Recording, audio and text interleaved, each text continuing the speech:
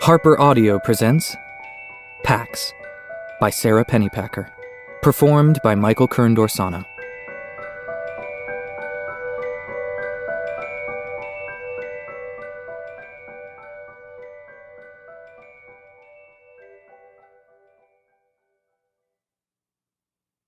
Just because it isn't happening here doesn't mean it isn't happening. Chapter 1. The fox felt the car slow before the boy did, as he felt everything first. Through the pads of his paws, along his spine, in the sensitive whiskers at his wrists. By the vibrations, he learned also that the road had grown coarser. He stretched up from his boy's lap and sniffed at threads of scent leaking in through the window, which told him they were now traveling into woodlands. The sharp odors of pine, wood, bark, cones, and needles slivered through the air like blades, but beneath that, the fox recognized softer clover and wild garlic and ferns and also 100 things he had never encountered before, but that smelled green and urgent. The boy sensed something now, too. He pulled his pet back to him and gripped his baseball glove more tightly. The boy's anxiety surprised the fox. The few times they had traveled in the car before, the boy had been calm or even excited. The fox nudged his muzzle into the glove's webbing, although he hated the leather smell. His boy always laughed when he did this. He would close the glove around his pet's head, play wrestling, and in this way, the fox would distract him. But today the boy lifted his pet and buried his face in the fox's white ruff, pressing hard. It was then that the fox realized his boy was crying. He twisted around to study his face to be sure. Yes, crying. Although without a sound, something the fox had never known him to do. The boy hadn't shed tears for a very long time, but the fox remembered. Always before he had cried out, as if to demand that attention be paid to the curious occurrences of salty water streaming from his eyes. The fox licked at the tears and then grew more confused. There was no scent of blood. He squirmed out of the boy's arms to inspect his human more carefully. Alarmed that he could have failed to notice an injury, although his sense of smell was never wrong. No blood. Not even the underskin pooling of a bruise or the marrow leak of a cracked bone, which had happened once. The car pulled to the right, and the suitcase beside them shifted. By its scent, the fox knew it held the boy's clothing and the things from his room he handled most often. The photo he kept on top of his bureau, and the items he hid in the bottom drawer. He pawed at a corner, hoping to pry the suitcase open enough for the boy's weak nose to smell these favored things and be comforted. But just then, the car slowed again, this time to a rumbling crawl. The boy slumped forward, his head in his hands. The fox's heartbeat climbed, and the brushy hairs of his tail lifted. The charred metal scent of the father's new clothing was burning his throat. He leaped to the window and scratched at it. Sometimes at home his boy would raise a similar glass wall if he did this. He always felt better when the glass wall was lifted. Instead, the boy pulled him down onto his lap again and spoke to his father in a begging tone. The fox had learned the meaning of many human words, and he heard him use one of them now. No! Often the no word was linked to one of the two names he knew, his own and his boy's. He listened carefully, but today it was just the no, pleaded to the father over and over. The car juddered to a full stop and tilted off to the right, a cloud of dust rising beyond the window. The father reached over the seat again, and after saying something to his son in a soft voice that didn't match his hard lie scent, he grasped the fox by the scruff of the neck. His boy did not resist, so the fox did not resist. He hung limp and vulnerable in the man's grasp, although he was now frightened enough to nip. He would not displease his humans today. The father opened the car door and strode over gravel and patchy weeds to the edge of a wood. The boy got out and followed. The father set the fox down, and the fox bounded out of his reach. He locked his gaze on his two humans, surprised to notice that they were nearly the same height now. The boy had grown very tall recently. The father pointed to the woods. The boy looked at his father for a long moment, his eyes streaming again, and then he dried his face with the neck of his t-shirt and nodded. He reached into his jeans pocket and withdrew an old plastic soldier, the fox's favorite toy. The fox came to alert, ready for the familiar game. His boy would throw the toy and he would track it down, a feat the boy always seemed to find remarkable. He would retrieve the toy and wait with it in his mouth until the boy found him and took it back to toss it again. And sure enough, the boy held the toy soldier aloft and then hurled it into the woods. The fox's relief, they were only here to play the game, made him careless. He streaked toward the woods without looking back at his humans. If he had, he would have seen the boy wrench away from his father and cross his arms over his face, and he would have returned. Whatever his boy needed, protection, distraction, affection, he would have offered. Instead, he set off after the toy. Finding it was slightly more difficult than usual, as there were so many other fresher odors in the woods, but only slightly. After all, the scent of his boy was also on the toy. That scent he could find anywhere. The toy soldier lay face down at the burled root of a butternut tree, as if he had pitched himself there in despair. His rifle, its butt pressed tirelessly against his face, was buried to the hilt in leaf litter. The fox nudged the toy free, took it between his teeth, and rose on his haunches to allow his boy to find him. In the still woods, the only movements were bars of sunlight glinting like green glass through the leafy canopy. He stretched higher. There was no sign of his boy. A prickle of worry shivered up the fox's spine. He dropped the toy and barked. There was no response. He barked again, and again was answered by only silence. If this was a new game, he did not like it. He picked up the toy soldier and began to retrace his trail. As he loped out of the woods, a jay streaked in above him, shrieking. The fox froze, torn. His boy was waiting to play the game. But birds? Hours upon hours he had watched birds from his pen, quivering at the sight of them slicing the sky as recklessly as the lightning he often saw on summer evenings. The freedom of their flights always mesmerized him.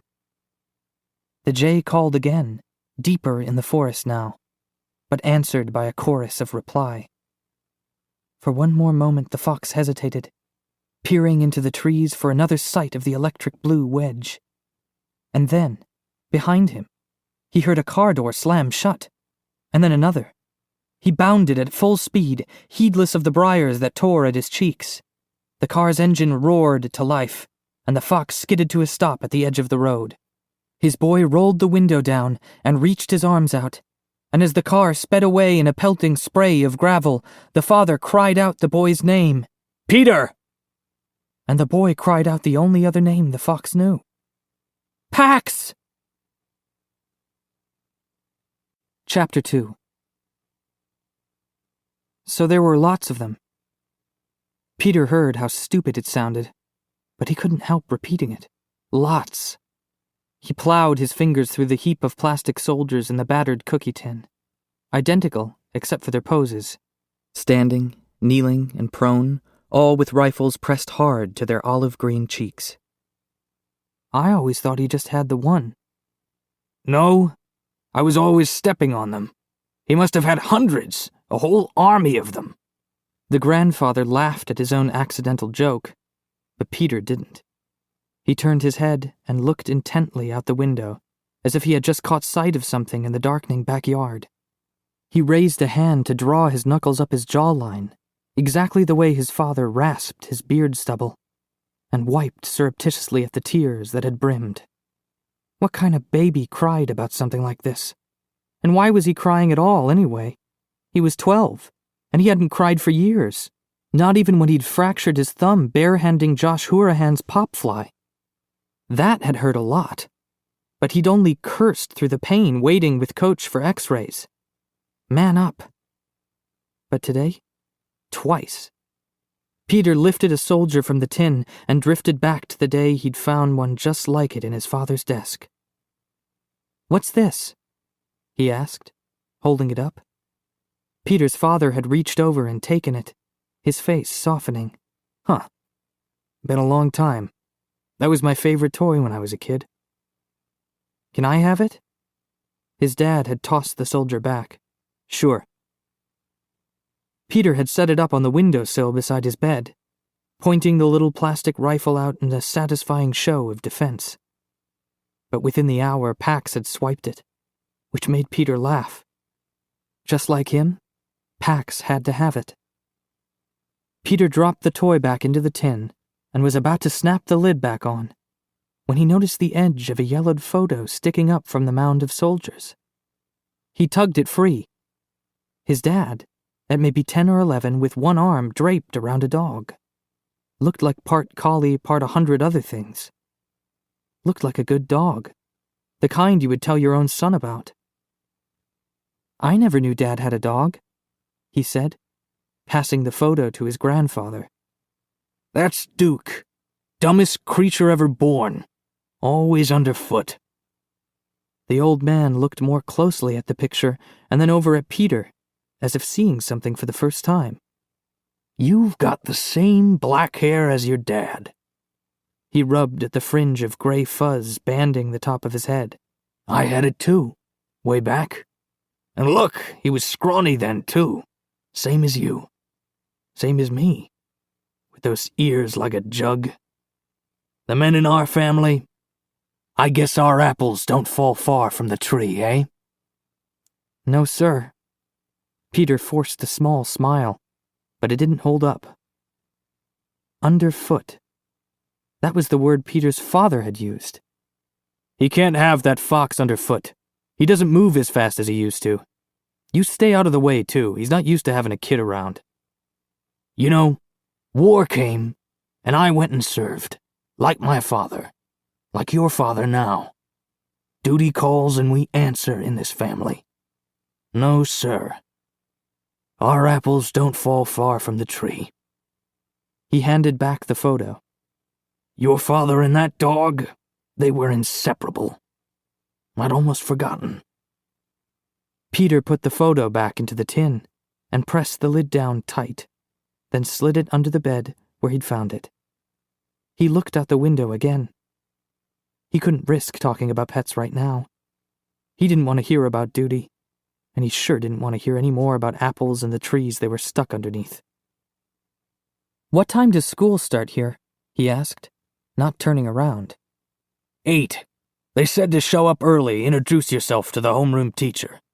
Mrs. Mures or Ramirez something. I got you some supplies." The old man nodded over to a spiral notebook, a beat-up thermos, and a bunch of stubby pencils bundled together with a thick rubber band. Peter walked over to the desk and put everything into his backpack. "Thanks. Bus or walk?" "Walk. Your father went to that school and he walked. Follow Ash to the end, turn right on School Street, and you'll see it. Big brick building. School Street, get it? You leave by 7:30, you'll have plenty of time." Peter nodded. He wanted to be left alone. "Okay, I'm all set. I guess I'll go to bed." "Good," his grandfather replied, not bothering to hide the relief in his voice. He left, closing the door behind him firmly as if to say, "You can have this room, but the rest of the house is mine." Peter stood by the door and listened to him walk away. After a minute, he heard the sound of dishes clattering in the sink. He pictured his grandfather in the cramped kitchen where they'd eaten their silent dinner of stew. The kitchen that reeked so strongly of fried onions that Peter figured the smell would outlive his grandfather. After 100 years of scrubbing by a dozen different families, this house would probably still smell bitter. Peter heard his grandfather shuffle back along the hall to his bedroom, and then the low spark as the television caught, the volume turned down, an agitated news commentator barely audible. Only then did he toe off his sneakers and lie down on the narrow bed. 6 months maybe more, of living here with his grandfather, who always seemed on the verge of blowing up. "What's he always so mad about anyway?" Peter had asked his father once, years ago. "Everything. Life," his father had answered. "He got worse after your grandmother died." After his own mother had died, Peter had watched his father anxiously. At first, there had just been a frightening silence, but gradually his face had hardened into the permanent threat of a scowl, and his hands clenched in fists by his side as if itching for something to set him off. Peter learned to avoid being that something, learned to stay out of his way. The smell of stale grease and onions crawled over him, seeping from the walls, from the bed itself. He opened the window beside him. The April breeze that blew in was chilly. Pax had never been alone outside before, except in his pen. Peter tried to extinguish the last sight he'd had of his fox. He probably hadn't followed their car for long. But the image of him flopping down on the gravel shoulder, confused, was worse. Peter's anxiety began to stir. All day, the whole ride here, Peter had sensed it coiling. It always seemed like a snake to him, his anxiety, waiting just out of sight, ready to slither up his spine, hissing its familiar taunt. "You aren't where you should be. Something bad is going to happen because you aren't where you should be." He rolled over and pulled the cookie tin out from under the bed.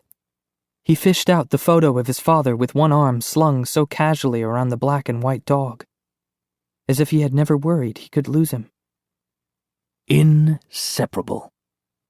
He hadn't missed the note of pride that had entered his grandfather's voice as he said that. Of course he'd been proud.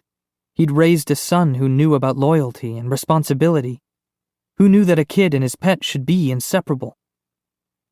Suddenly, the word itself seemed an accusation. He and Pax?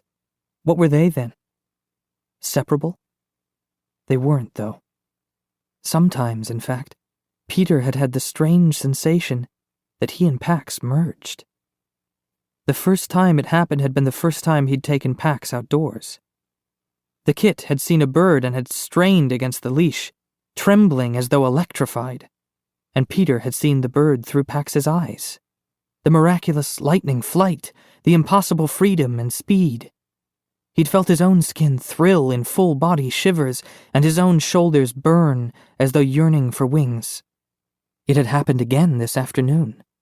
He had felt the car spin away as though he were the one being left. His heart had quickened with panic. Tears stung again, and Peter palmed them with frustrated swipes. His father had said it was the right thing to do. War is coming. It means sacrifices for everybody. I have to serve. It's my duty. And you have to go away. Of course, he'd been half expecting it. 2 of his friends' families had already packed up and left when the evacuation rumors had begun. What he hadn't expected was the rest. The worst part. And that fox. Well, it's time to send him back to the wild anyway. A coyote howled then, so nearby that it made Peter jump. A second one answered, and then a third. Peter sat up and slammed the window shut. But it was too late. The yips and howls, and what they meant, were in his head now. Peter had only 2 bad memories of his mother. He had a lot of good ones, too, and he often took those out to comfort himself, although he worried that they might fade from so much exposure. But the 2 bad ones he'd buried deep. He did everything in his power to keep them buried. Now the coyotes were baying in his head, unearthing one of them. When he'd been about 5, he'd come upon his mother, standing dismayed beside a bed of blood-red tulips. Half of them were standing at attention, half of them splayed over the ground, their blossoms crumpling. A rabbit got them. He must think the stems are delicious, the little devil. Peter had helped his father set a trap that night. We won't hurt him, right? Fine. We'll just catch him, then drive him into the next town. Let him eat someone else's tulips. Peter had baited the trap himself with a carrot, then begged his father to let him sleep in the garden to keep watch. His father had said no, but helped him set an alarm clock so he'd be the first to awaken. When it went off, Peter had run to his mother's room to lead her outside by the hand to see the surprise. The trap lay on its side at the bottom of a freshly scraped crater at least 5 feet across. Inside was a baby rabbit, dead. There wasn't a single mark on its little body, but the cage was scratched and dented, and the ground all around clawed to rubble. "Coyotes," his father said, joining them. "They must have scared it to death trying to get in, and none of us even woke up." Peter's mother had opened the trap and lifted out the lifeless form. She held it to her cheek. They were just tulips. Only a few tulips.